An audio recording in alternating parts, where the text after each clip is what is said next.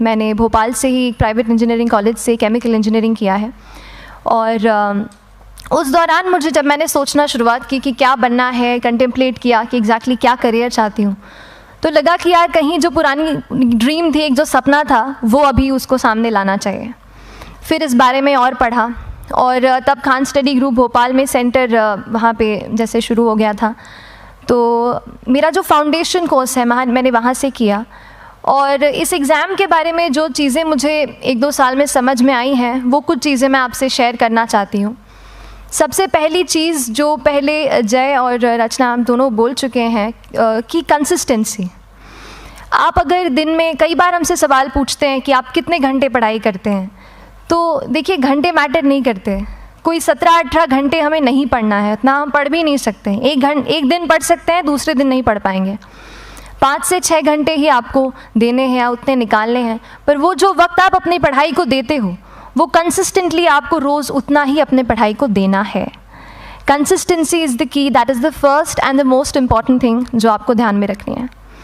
दूसरी चीज़ इस एग्ज़ाम में मुझे लगता है इक्वली इम्पॉर्टेंट है, क्योंकि ये जर्नी लंबी होती है। जैसे एग्ज़ाम ही 1 साल तक चलती है, आप प्रीलिम्स देते हैं, फिर आप मेंस देते हैं, आप इंटरव्यू में जाते हैं पर्सनालिटी टेस्ट के लिए, तो एग्ज़ाम 1 साल तक खुद चलती है। उसके पहले मान लीजिए आप 1-1.5-2 साल पहले से प्रिपेयर कर रहे हो, तो ये जर्नी काफ़ी लंबी रहती है। उस जर्नी में मेंटली अपने आप को मोटिवेट रखना, अपने आप को बूस्ट करते रहना, वो भी इक्वली इम्पॉर्टेंट है। और इसीलिए अपने आप पर भरोसा बेहद ज़रूरी है। You need to have a faith in your yourself अगर आपने इसमें कदम रखा है, अगर आपने सोचा है कि आप सिविल सर्विस एग्ज़ाम देना चाहते हैं और देंगे, तो आपको ये ठान के उसमें जाना है कि हाँ मैं ये कर सकता या कर सकती हूँ। ये एक अपना मोटिवेशन, अपने साथ एक फेथ, बिलीफ अपने ऊपर आपको हमेशा रखना है। कमिंग टू प्रेपरेशन की कैसे तैयारी करनी है, बहुत सारी बातें आप सुन चुके हैं कि आंसर राइटिंग में कैसे करना होता है, आंसर राइटिंग का स्ट्रक्चर कैसा होना चाहिए। तो मैं शुरू में सबसे पहले ये कहूँगी कि मेरे प्रिपरेशन का बेस 2 चीज़ें रहीं। पहला था करंट अफेयर्स। करंट अफेयर्स इसलिए मैंने उसको उसी से शुरुआत की क्योंकि करंट अफेयर्स सबसे इंटरेस्टिंग पार्ट होता है। कई बार आपको हिस्ट्री कभी बोरिंग लगेगी, कई बार आपको लगेगा ज्योग्राफी इतना, कभी हर किसी के अपने अपने फेवरेट्स होते हैं। तो मुझे वो जो सब्जेक्ट्स लगते थे कि यार इतना मन नहीं करता है, लेकिन न्यूज़पेपर्स और करंट अफेयर्स में जो भी नया चल रहा है वो मुझे हमेशा इंटरेस्टिंग लगता था। इंटरनेशनल रिलेशंस में क्या हो रहा है, क्या सोशल रियलिटीज़ हैं, कहाँ क्या हुआ, उसका क्या इम्पैक्ट पड़ेगा एडमिनिस्ट्रेशन पे और हमारे कंट्री पे, तो उसको आप अपना एक बेस बना सकते हो। आप करंट अफेयर्स बेस्ड प्रिपरेशन कर सकते हैं, इसलिए भी क्योंकि अगर आप मेंस एग्ज़ाम देखेंगे तो काफ़ी डायनामिज्म आ गया है, केवल प्रीलिम्स में नहीं बल्कि जनरल स्टडीज़ पेपर 2, पेपर 3 में भी आप देखेंगे कई सारे ऐसे सवाल हैं जो करंट इवेंट्स से इंस्पायर्ड होते हैं, उन पे बेस्ड रहते हैं। तो जब आप न्यूज़पेपर बेस्ड, करंट बेस्ड पढ़ाई करते हैं तो वो आपका प्रिपरेशन वहाँ से भी कवर हो सकता है। दूसरी जो चीज़ मैंने जिस पे बहुत फोकस किया वो थी आंसर राइटिंग। तो आंसर राइटिंग का जैसे खान सर बता रहे थे कि आंसर राइटिंग की प्रैक्टिस बहुत की, तो उसके पीछे मेरा ये था कि जब मैं हमेशा प्रीलिम्स का कोई भी पेपर टेस्ट देती थी, हम मॉक टेस्ट देते हैं, तो मॉक टेस्ट देती थी तो हमेशा मेरे मार्क्स करीब 90 to 110, 120, इससे ऊपर मेरे कभी मार्क्स नहीं जाते थे। तो मुझे हमेशा ये डर था कि यार प्रीलिम्स में कहीं मेरा कुछ, क्योंकि कट ऑफ भी इसी कुछ रेंज में जाता है, तो हमेशा लगता था कि यार कुछ गड़बड़ यहाँ ना हो जाए। लेकिन जब मैंने आंसर राइटिंग की और मेंस एग्ज़ाम के बारे में जाना, तब मुझे लगा कि आंसर राइटिंग एक ऐसी चीज़ है, मेंस एक ऐसा फेज़ है सिविल सर्विस एग्ज़ाम का जहाँ पे आप अच्छे से तैयारी कर सकते हैं। And if you have written the answers, if you know कि you have covered the points well, if you have included उसमें कुछ आपने facts, international reports, government schemes, आपने कुछ ऐसे उसमें सॉल्व भी डाला है, तो जो रिज़ल्ट आएगा वो सेटिस्फैक्ट्री ही आएगा, अच्छा ही आएगा। तो मेंस एक ऐसा पार्ट है जिस पे आप काफ़ी बैंक ऑन कर सकते हो। मैं जब पर्सनालिटी टेस्ट भी मैंने दिया, तो इस बार भी आप नंबर्स देखेंगे तो आसपास की रैंक के हिसाब से मेरे नंबर्स उसमें कम हैं, लेकिन it is just the general studies and the answer writing part, जो मेंस के जो वो है मार्क्स हैं या मेंस का जो एक फैक्टर रहा, वो मेरे लिए सबसे ज़्यादा इंपॉर्टेंट डिसाइडिंग फैक्टर रहा है। तो अपना एक्सपीरियंस यही बताऊँगी कि आंसर राइटिंग पर आप विशेष फोकस कीजिए।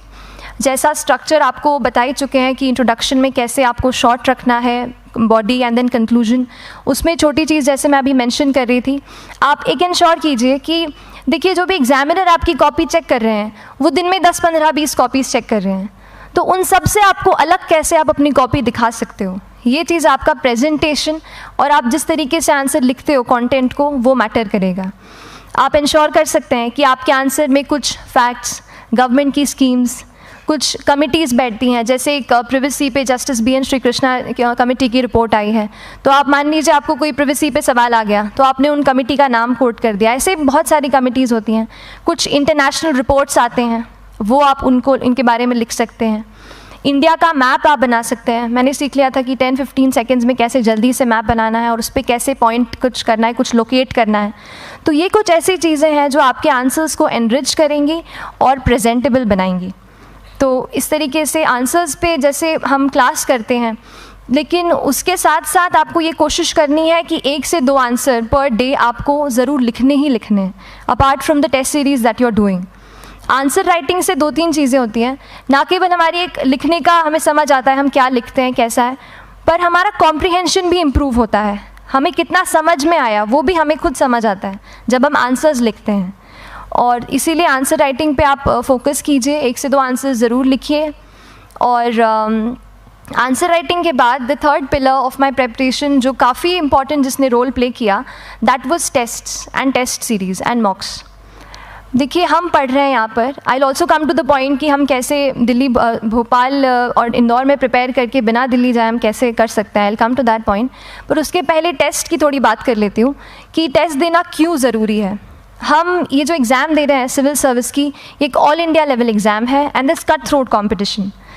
तो उसके लिए आप केवल पढ़ते रहें, सारी बुक्स, मटेरियल्स, स्टैंडर्ड, ये करंट का सब पढ़ लें, लेकिन अगर आप ये नहीं जज कर पाए कि आपका क्या लेवल है at an all India level, तो चीज़ें समझ में आप नहीं, मतलब आप आगे नहीं बढ़ पाएंगे या सही डायरेक्शन नहीं पकड़ पाएंगे।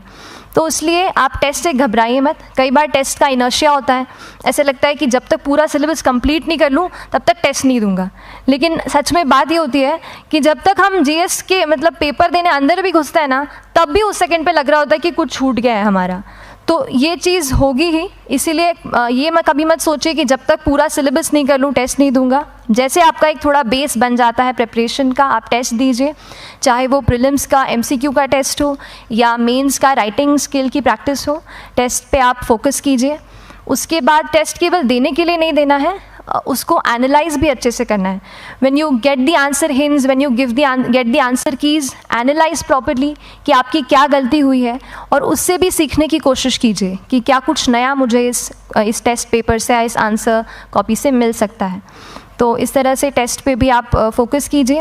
And I will come lastly to the point कि जब मैंने प्रिपरेशन शुरू की थी अपने कॉलेज के 2nd ईयर 3rd ईयर आते आते, तो मन में बहुत सारे फियर्स थे।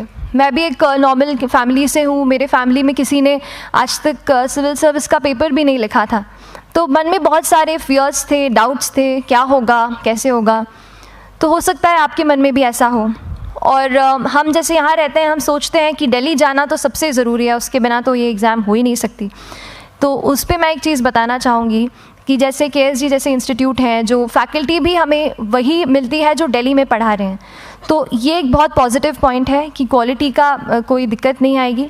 बस एक चीज़ है, आप ज्वाइन करते हैं class, that will only provide you a direction. वो आपका रास्ता दिखा सकते हैं आपको कि इस रास्ते पर आपको चलना है, लेकिन चलना उस रास्ते पे आपको खुद है।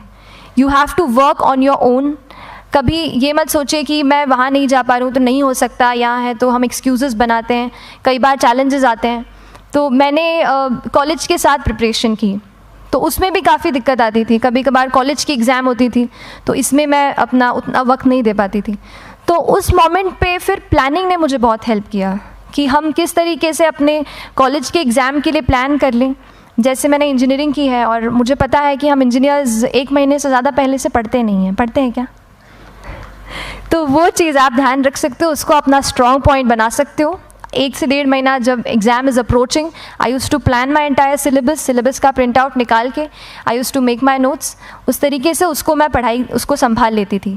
तो whenever you are managing those things together, focus on planning. किस तरीके से आप एक माइक्रो प्लान बनाएं, अपना डेली एक प्लान बनाएं, वीकली टारगेट सेट करें और एक ब्रॉड विजन दिमाग में रखें कि ब्रॉडली आप मंथ्स में क्या कवर करने वाले हैं।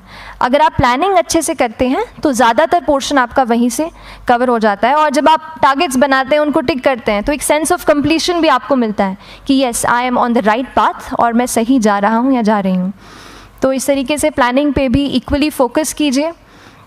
एंड बस यही सिंगल बिगेस्ट मैसेज मेरी तरफ से यही रहेगा कि आपने अगर ठान लिया है, अगर आप सोचते हैं कि आप एग्ज़ाम क्रैक कर सकते हैं, तो आपको रोकने वाला और कोई नहीं, आप खुद ही हो सकते हैं। तो खुद आप अपनी रुकावट कभी मत बनिए, एक्सक्यूज़ेस मत बनाइए। ऑब्स्टिकल ज़रूर आएंगे, उन्हें आपको चैलेंज करना है। Challenges are meant to be challenged. तो सही तरीके से अपने ऑब्स्टिकल्स को हैंडल कीजिए, और इस एग्ज़ाम में अगर आप सही स्ट्रैटेजी रखते हैं तो आप अपने एक अटैम्प्ट में ही इसको क्रैक कर सकते हैं। एंड एनीवेज आप जो भी अटैम्प्ट नेक्स्ट रखते हैं, दिल में यही रखिएगा कि जो ये मेरा नेक्स्ट अटैम्प्ट होने वाला है, ये मेरा बेस्ट अटैम्प्ट होने वाला है। कभी भी इस एग्ज़ाम को हाफ हार्टेडली मत दीजिए कि चलो दे के देखता हूँ कैसा है पैटर्न का एग्ज़ाम का। अगर एग्ज़ाम का पैटर्न देखना है ना, तो घर पे 3 घंटा टाइम लगा के एग्ज़ाम दे दो, बस केवल पैटर्न देखने के लिए एग्ज़ाम अटैम्प्ट मत कीजिए। जब आप एग्जामिनेशन हॉल में जा रहे हैं या कोई अटैम्प्ट आपने सेट किया है, तो अपना सब कुछ उस एग्ज़ाम को दीजिए, अपना टाइम, एनर्जी, फोकस, जितना भी करेक्ट आप उसमें पॉजिटिविटी डाल सकते हैं उसको दीजिए, एंड पूरी तैयारी के साथ ही इस पेपर को दीजिए, and I am sure that you will succeed. So till then, all the very best to you and good luck. Thank you so much.